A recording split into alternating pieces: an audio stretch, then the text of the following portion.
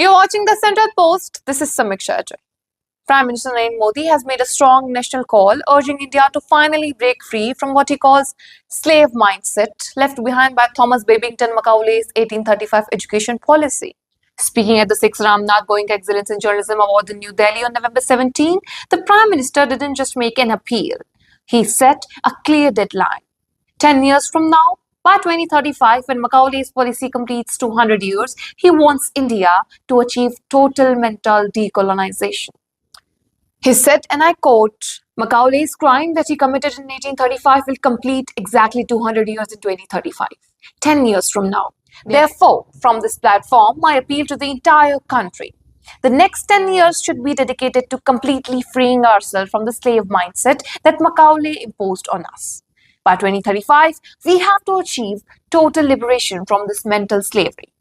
The Prime Minister argued that Macaulay's system was designed to break India's confidence and fuel a deep sense of inferiority. Macaulay, he said, wanted to create a class of people who were Indian in blood and color, but English in taste, opinions, morals, and intellect.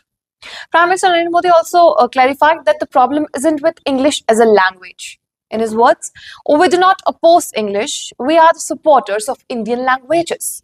Countries like France, Israel, Germany, Japan, China, they all have learned English and other global languages, but never compromised on pride in their mother tongue. That is why the National Education Policy 2020 gives top priority to teaching in Indian languages, especially up to class 5 and beyond wherever possible. He linked the consequences of these Macaulay mindset to a much larger shift. From the shrinking space for Mahatma Gandhi's Swadeshi philosophy to a habit of looking westward for validation, innovation, and success. Prime Minister connected this shift to several long-term patterns. Firstly, neglect of India's own heritage and tourism potential. Secondly, low pride in indigenous knowledge and system. Also in preference for foreign brands and frameworks even after independence. According to him, when a nation loses its self-respect, it slowly rejects its own ecosystem, its languages, its industries, its scientific traditions. Interestingly, Congress MP Shashi Tharoor, who was present at the event, welcomed the call to move past colonial mindset and embrace India's heritage. But he also reminded the audience that Ramnath Goenka himself used the English language as a powerful weapon in the fight for Indian nationalism. Prime Minister delivered this address while paying tribute to Indian Express founder Ramnath Goenka, describing him as a symbol of resistance, whether against colonial rule or the 1975 emergency.